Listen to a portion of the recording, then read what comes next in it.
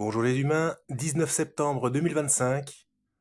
Regardez bien les sous-titres quand ça commence à parler en anglais, et pour ceux qui comprennent l'anglais, vérifiez bien auditivement si ça correspond aux sous-titres. C'est parti.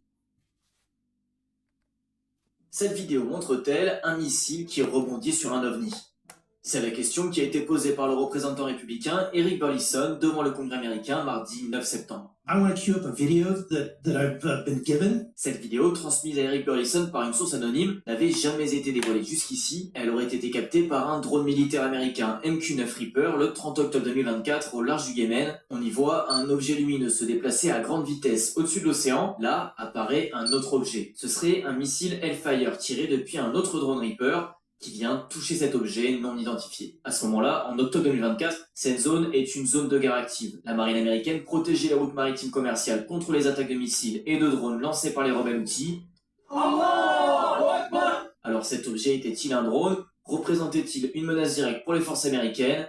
En tout cas aujourd'hui, à part cette vidéo, on ne sait rien sur lui. It had no wings, no rotor, no tail. It had no fuel tanks. They didn't know how it flew or how it was operated. À ce stade, l'armée américaine n'a ni confirmé ni invalidé l'authenticité de cette vidéo, ce qui réduit toute conclusion à de la pure spéculation. That's a Hellfire missile smacking into that UFO and just bounced right off. And it kept going. It kept going, and it looks like the debris was taken with it. Yeah, what the hell is that? Eh bien, personne n'en sait rien. Ce qui pose question, c'est que non seulement le missile est simplement détourné par l'impact, il n'explose pas, mais en plus, l'objet visé continue sa route presque sans encombre, suivi par les quelques débris résultant du tir. This is when it zoomed out. You can still see it traveling. Bon, si on part du principe que c'est bien un missile, ce qui n'est pas avéré, mais bon, gardons cette hypothèse, rien ne dit qu'il rebondit sur cet objet. Selon le site spécialisé avionschasse.fr, plusieurs hypothèses peuvent expliquer l'absence d'explosion. La première, le missile était non armé, c'était un tir d'entraînement. La deuxième, le missile n'a pas fonctionné normalement, il a frôlé l'objet, n'a pas assez touché pour déclencher l'explosion, ou tout simplement était défectueux. La troisième, c'est une illusion d'optique. La qualité d'image, la façon dont le missile est filmé peuvent donner l'impression d'une collision qui n'en est pas une. La quatrième, c'est un leurre, ou un dispositif créé par un adversaire pour tromper, ou même une expérimentation pour tester des systèmes anti-drones. Et la cinquième, c'est effectivement une technologie inconnue ou non humaine, mais le manque de données empêche de l'affirmer. Alors, quel intérêt de diffuser cette vidéo devant le Congrès américain? En fait, le 9 septembre, se tenait au Congrès une audition sur la transparence autour de la question des ovnis et la protection des lanceurs d'alerte. Une audition organisée par le groupe de travail sur la déclassification des secrets fédéraux, une instance parlementaire américaine mise en place à la Chambre des représentants, qui travaille justement sur ces informations classifiées qui pourraient ou devraient être rendues publiques selon eux. For too long, the American spirit has been dimmed by veiled secrecy, by a government that has grown too comfortable in the shadows, denying us the transparency we deserve.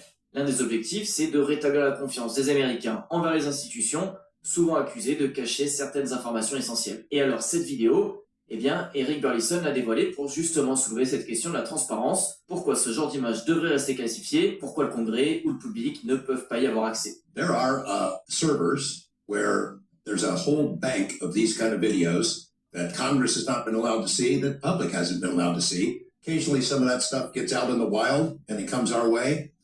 It should be going to you. The public should be seeing this stuff.